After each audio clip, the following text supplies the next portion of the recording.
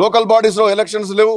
ఆ విధంగానే విద్యా ఉద్యోగ రంగాల్లో కూడా మీరు 42% రిజర్వేషన్లు కల్పిస్తా అన్నప్పుడు ఏ విధంగా కల్పించాలనేటువంటి దాని మీద ముఖ్యమంత్రి గారు, పిసిసి అధ్యక్షుల వారు వెంటనే అఖిలపక్ష సమావేశం ఏర్పాటు చేసి అందరితో చర్చించి వెంటనే 42%తో రిజర్వేషన్లతో ఎన్నికలు ఎట్లా జరుపుతారో దానికి కార్యాచరణ మొదలుపెట్టాలని, రిజర్వేషన్లు అమలు చేస్తూ ఎన్నికలు జరిపేటటువంటి అధికారం రాష్ట్ర ప్రభుత్వానికే ఉంది.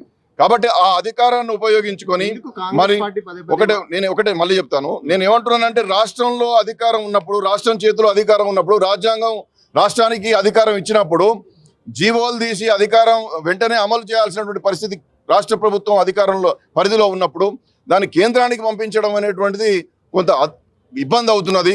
9వ షెడ్యూల్లో పెట్టాలనేటువంటిది మంచిదే, కానీ దానికి ప్రామాణికమైనటువంటి డేటా లేదు. ఆ డేటా లేకుండా పద్ధతులు పాటించకుండా మీరు కేంద్రానికి పంపించేటటువంటి ఏ బిల్లులైనా అవి అక్కడనే ఉండిపోతాయి.